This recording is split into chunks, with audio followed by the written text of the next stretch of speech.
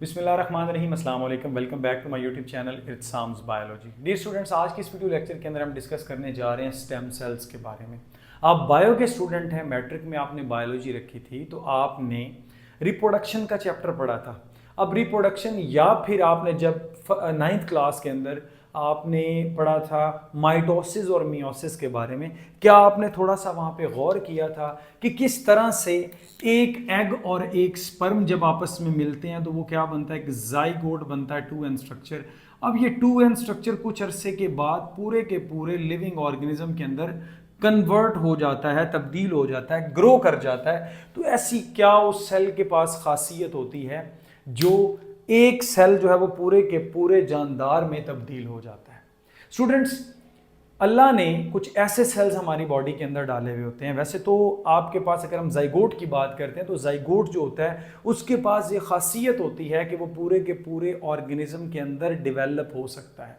लेकिन अडल्ट, मैं एक अडल्ट हूँ, मेरी बॉडी का भी सेल जो है इसकी भी रीप्रोग्रामिंग करके इसको भी बनाया जा सकता है, एक ऐसा सेल जिससे पूरा नया ऑर्गेनिज्म बन जाए या ऑर्गेनिज्म के पर्टिकुलर ऑर्गन्स बन जाए। तो स्टेम सेल्स ऐसे सेल्स होते हैं, फॉर एग्जाम्पल ये एक स्टेम सेल है, ये एक ऐसा सेल है, इसके पास ये एबिलिटी है, ये खसूसियत है कि ये ए में जा सकता है, बी सेल में जा सकता है, सी सेल में जा सकता है, जी सेल में जा सकता है, वट। इसके पास खासियत है कि एक सेल से ये मल्टीपल टाइप के नए सेल्स बना सकता है। ये होता है स्टेम सेल। स्टेम सेल को हम कुछ यूँ डिफाइन करते हैं कि cells have ability to develop into different cell.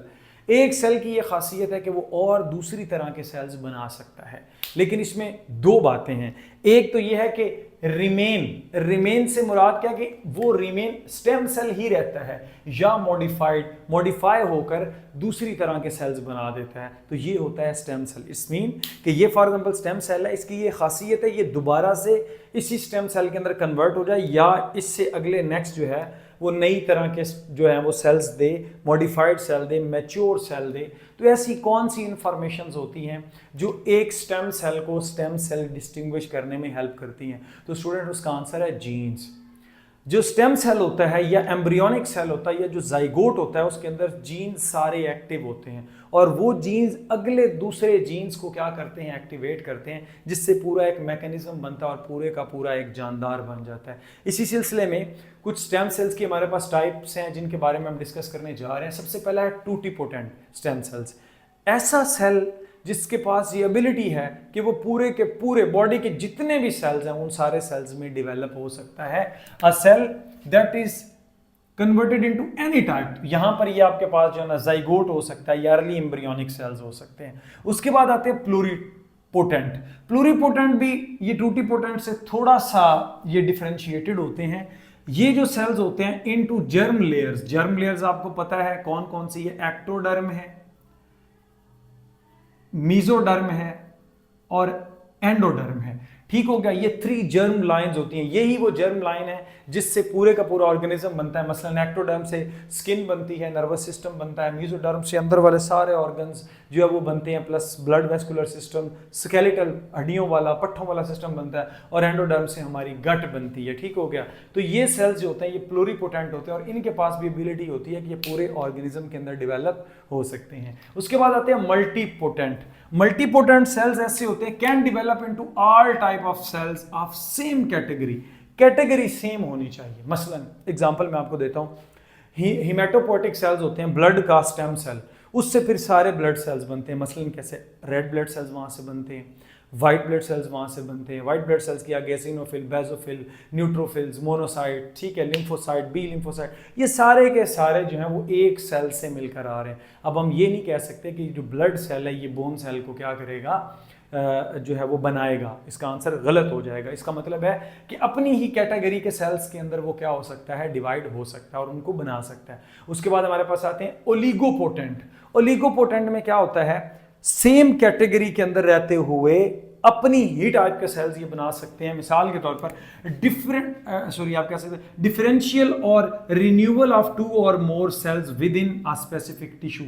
एक खास टिश्यू के अंदर या तो सेल्स को रिन्यू करा देना है या उसी को डिफरेंशिएट करके उसी टाइप का एक नया टिश्यू बना देना है। इसकी बेस्ट एग्जांपल आपके पास आ जाती है लिम्फॉइड स्टेम सेल्स, जो कि आपके लिम्फेटिक सिस्टम के अंदर लिम्फ नोड्स के अंदर मौजूद होते हैं। अब ये बनाएंगे लिम्फेटिक सिस्टम का हिस्सा, लेकिन उसकी अमेंडमेंट करके थोड़ी बहुत चेंजेस करके ये जो है ना वो कर सकते होते हैं। उसके बाद आते हैं यूनिपोटेंट। ये वो सेल्स हैं जो सिर्फ वन काइंड ऑफ सेल्स होते हैं, सिर्फ एक ही टाइप के अंदर ही ये फिर डिवाइड हो जाते हैं। फॉर एग्जांपल आपके पास आते हैं मसल सेल्स। अब मसल सेल्स जो हैं ये डिफरेंशिएट हो चुके होते हैं, तो ये अपनी ही टाइप के अंदर जो है ना वो कन्वर्ट होंगे, उसके अलावा ये कन्वर्ट नहीं होंगे। ये आपके पास हैं स्टेम सेल्स की कोई थोड़ी सी टाइप्स। उसके बाद आता है कि स्टेम सेल्स का यूजेज कहाँ पे है। बेटा सबसे पहले मेडिकल के अंदर, मेडिकल रिसर्च के अंदर, रिसर्च बेस्ड मेडिसिन के अंदर, ये तीनों टर्म्स मैंने बोली हैं, इन सब के अंदर मेडिकल जो है ना वो डिजीज डायग्नोस्टिक प्लस डिजीज आप कह सकते हैं क्योर के लिए इसको जो है ना वो यूज किया जाता है। तो सबसे पहला हमारे पास आ जाता है रीजेनरेटिव मेडिसिन। कुछ ऐसी मेडिसिन होती हैं प्यारे बच्चों जिनको स्टेम सेल्स की मदद से जो है वो आप बनाते हैं, जिसकी वजह से वो बॉडी के अंदर चेंजेस लेकर आती हैं। जैसा आपके पास एग्जांपल मैं दे देता हूँ, जैसे ऐसी डिजीज़ जिनका क्योर नहीं है, जैसे पार्किंसन डिजीज़ है, स्पाइनल कॉर्ड इंजरी है, जो है वो आपके पास हीमोफीलिया है लाइक। अब इनका इलाज जो आप करते हैं वो स्टेम सेल्स की मदद से करते हैं। आप स्टेम सेल्स को डिज़ाइन करते हैं, जिसको आपने शायद बोन मैरो ट्रांसप्लांट के नाम से सुना होगा। ठीक हो गया। इसी के आगे फर्दर एक टाइप है प्यारे बच्चों, ड्रग टेस्टिंग एंड डेवलपमेंट। ये आपने सुन रखा होगा कि यार ये जो मेडिसिन है ना ये महंगी है, लेकिन ये रिसर्च बेस्ड है, ये रिसर्च बेस्ड है। ठीक हो गया। अब ये रिसर्च करते हैं, ये कोई इतना आसान काम नहीं है कि ये स्टेम सेल्स इंट्रोड्यूस करवा देना, उससे फिर नए वाली चीज़ें जो है वो नए वाले प्रोडक्ट ले लेना। तो ये रिसर्चेस पे काफ़ी पैसा लगता है, करोड़ों रुपए लगते हैं। उसके बाद कोई एक प्रोडक्ट आपके पास आता है, फिर उस प्रोडक्ट को जो है जब आप सेल करते हैं तो वो बहुत महंगा होता है। तो ये ड्रग टेस्टिंग इंसान के जो स्टेम सेल्स हैं उनसे डिफरेंट टाइप के सेल्स बनवा के उसके ऊपर फिर ड्रग को टेस्ट किया जाता है और उस तरह से फिर ड्रग डेवलपमेंट की जाती है। ड्रग बनाने में अहम रोल प्ले किया जाता है। हमारे पास प्यारे बच्चों ये सारा प्रोसीजर जो हो रहा होता है ये ड्रग टेस्टिंग एंड डेवलपमेंट के अंदर हो रहा होता है, रिसर्च के अंदर हो रहा है। उसके बाद आते हैं पर्सनलाइज्ड मेडिसिन। अब ये जो है ना ये बड़ा महंगा इलाज है कि इंसान के अपने स्टेम सेल्स लिए जाते हैं। इंसान के खुद फॉर एग्जांपल अगर मुझे कोई बीमारी, अल्लाह पाक माफ करे, तो मेरे स्टेम सेल्स को वो यूज करेंगे, यूज करके मेरे ही स्टेम सेल से वो प्रोडक्ट्स बनाएंगे, फिर उन्हीं प्रोडक्ट्स को, उन्हीं अल्टरनेटेड सेल्स को मेरे ही बोन मैरो ट्रांसप्लांट के अंदर, बोन मैरो के अंदर ट्रांसप्लांट करेंगे या बॉडी के अंदर इंट्रोड्यूस करवाएंगे। तो अब उससे क्या होगा कि मेरी बॉडी मेरे ही सेल्स को रिजेक्ट नहीं करेगी। तो इस तरह से एक खास किस्म की बीमारी के अगेंस्ट क्या किया जा सकता है, इलाज किया जा सकता है। तो ये तीनों पॉइंट्स जो हैं ये मेडिसिन से रिलेटेड हैं, डायग्नोस्टिक पर्पस के लिए हैं, ड्रग डेवलपमेंट के लिए हैं, और किस तरह से आपने इलाज करना है उसके अंदर ये सारे का सारा प्रोसीजर हो रहा होता है। उसके बाद आता है कैटेगरीज ऑफ स्टेम सेल्स। सबसे पहले आते हैं एम्ब्रियोनिक स्टेम सेल्स। वो बात मैं आपको बता चुका हूं। एम्ब्रियोनिक स्टेज पे ना ब्लास्टूला स्टेज पे एक आता है ब्लास्टोसिस्ट। ब्लास्टोसिस्ट जो होता है ना, अब ये सेल मसलन ये जाइगोट था, ये जाइगोट डिवाइड होके ये दो सेल, दो से फिर प्यारे बच्चों ये चार से फिर ये 8 सेल्स के अंदर जाता है। तो अब ये ना ब्लास्टूला स्टेज तक जब पहुंचता है, एक मैस ऑफ सेल पे पहुंचता है, ठीक है, वहां पर अगर आप वहां से सेल्स को ले लेते हैं तो वो सेल्स प्लूरीपोटेंट होते हैं। क्यों? क्योंकि इन सेल्स की ये एबिलिटी होती है कि अभी इन्होंने जर्म लाइंस बनानी होती हैं। जर्म लाइन की लेयर्स कौन सी होती हैं? एक्टोडर्म, मेसोडर्म एंड एंडोडर्म्स होती हैं। तो इनके अंदर आप क्या कर सकते हैं? अमेंडमेंट्स कर सकते हैं, चेंजेस कर सकते हैं, बट इसके कुछ एथिकल इश्यूज हैं। मसलन कैसे? अगर हम ह्यूमंस की बात करते हैं तो टेराटोमा फॉर्मेशन क्या हो जाएगा जी? कैंसर काज हो सकता है। अगर आप इनकी अमेंडमेंट करके बॉडी के अंदर अगेन डालते हैं तो मे बी आपने इनकी जो डिवीजन करने की कैपेसिटी या उन जीन्स के साथ कुछ छेड़खानी होगी, प्रॉब्लम होगी, तो ये ट्यूमर काज कर देगा, कैंसर काज कर देगा। उसके बाद आता है हमारे पास पोटेंशियल इम्यून रिजेक्शन। हो सकता है कि आपकी बॉडी जो है इम्यून सिस्टम उसको रिजेक्ट कर दे, ठीक होगा, और इसको डिस्ट्रॉय कर दे। फिर आपका सारा किया धरा पैसा वगैरह जाए। और फिर मज़े की बात आपको बताऊं कि जब आपने ब्लास्टोसिस्ट से ह्यूमंस की अगर बात की, जब वहाँ से सेल्स लेने हैं ना, तो वो जो एम्ब्रियो होगा, अब जिंदगी तो उसके अंदर है, वो डिस्ट्रक्शन उसकी हो जाएगी, वो ख़त्म हो जाएगा। ठीक है, आजकल एडवांस टेक्निक्स हैं, मे भी बचाया जा सकता है, लेकिन वो उसके अंदर प्रॉब्लम आने के चांसेस होते हैं, वो मिसकैरेज है, वो ख़राब हो जाता है, अब वो आगे डेवलप नहीं हो पाता, उसको मेडिसिनल पर्पस के लिए, रिसर्च के लिए, टेक्निक्स के लिए जो है ना वो यूज़ किया जा सकता है। तो इस वजह से एथिकली इसको ज़रा रॉन्ग कहा गया, क्योंकि वो जान है तो जान की किलिंग करना। उसके बाद हमारे पास आता है अडल्ट, सॉरी ये टी डाला था, मैं समझा अब्दुल लिखा हुआ है अडल्ट स्टेम सेल्स।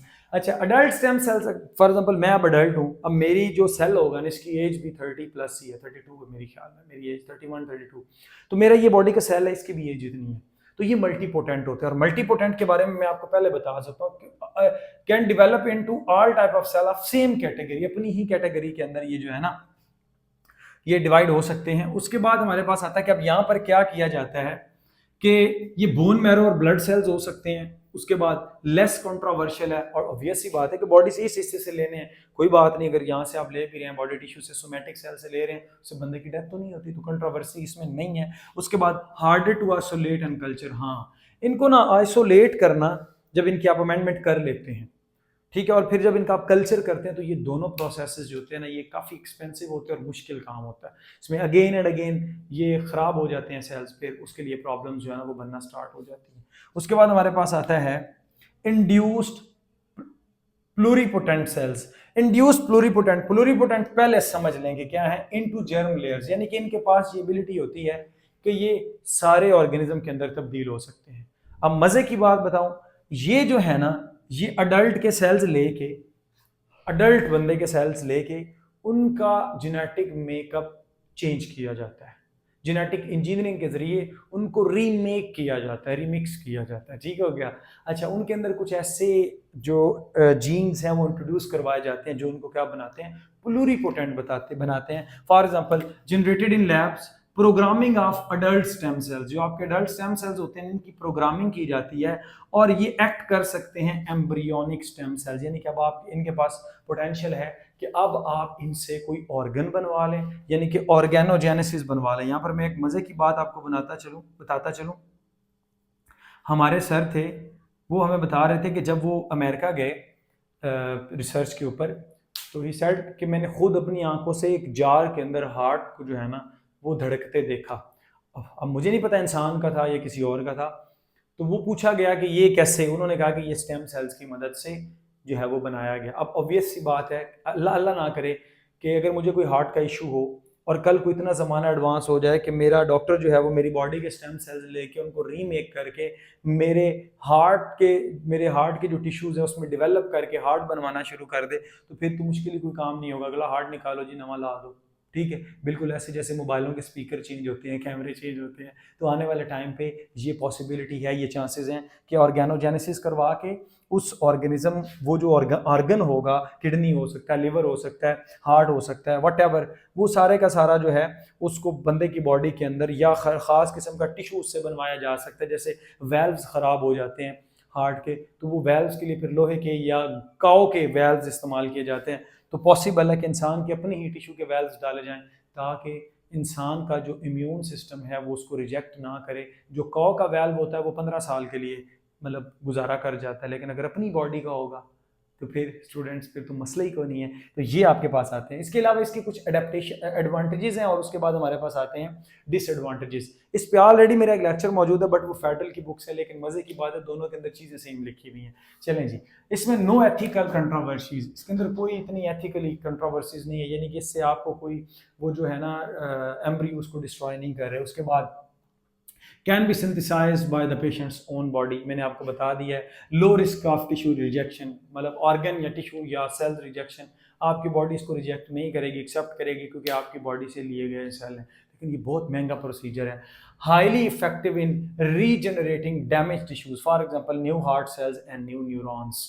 अगर कोई मायोकार्डियल इन्फेक्शन हुआ है या ब्रेन स्ट्रोक हुआ है, सेरिब्रल कॉर्टेक्स के अंदर या सेरिब्रल इन्फेक्शन हुआ है, उसके बाद फिर न्यूरॉन्स को रीजनरेट करवाया जा सकता है इन सेल्स के ज़रिए। नेक्स्ट हमारे पास आता है डिसएडवांटेजेस। बात वहीं पे है कि जो रीप्रोग्रामिंग है ना बड़ी रिस्की है, 100% नहीं है कि रीप्रोग्रामिंग हो जाए, ये इतना आसान काम नहीं है। जैसे मैं आपको बता रहा हूँ, फॉर्मेशन ऑफ ट्यूमर्स बन सकती हैं, कॉम्प्लेक्स टास्क है, बड़ा कॉम्प्लेक्स टास्क है, अगेन एंड अगेन ये करना पड़ता है। उसके बाद no surety still difficult to ensure cells works properly और नॉट।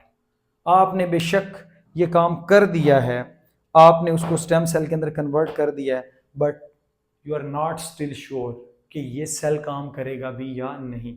तो स्टूडेंट्स, ये था हमारा लास्ट टॉपिक। इंशाल्लाह कल से मैं एंजाइम्स वाला चैप्टर स्टार्ट करूँगा।